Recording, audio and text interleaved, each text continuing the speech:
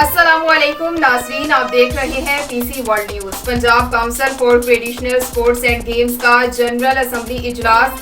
Secretary sports Punjab Ahsan Bhatta Punjab council for traditional sports and games کے صدر منتخب۔ ہمارے نمائندہ خصوصی پاکستان غلام دستگیر کی رپورٹ کے مطابق D G sports Punjab Adnan Arshad Aulakh senior نائب صدر منتخب۔ جنرل اسمبلی اجلاس میں پنجاب کے گلی محلوں کے روایتی کھیلوں کو فروغ دینے کے لیے اقدامات کرنے کا فیصلہ۔ پنجاب کے روایتی کھیلوں پٹھو گول گرم، سٹاپو، باندر قلعہ، روایتی کشتی، پل گولی، لکن میٹی اور دیگر کھیلوں کو فروغ دیا جائے گا۔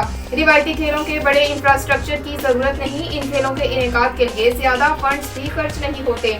روایتی کھیل گلی محلوں کی سطح پر بھی منعقد ہو سکتے ہیں۔ سیکریٹری اسپورٹس پنجاب روایتی کھیلوں کی پنجاب گیمز اگلے سال فروری مارچ میں منعقد کرائیں گے۔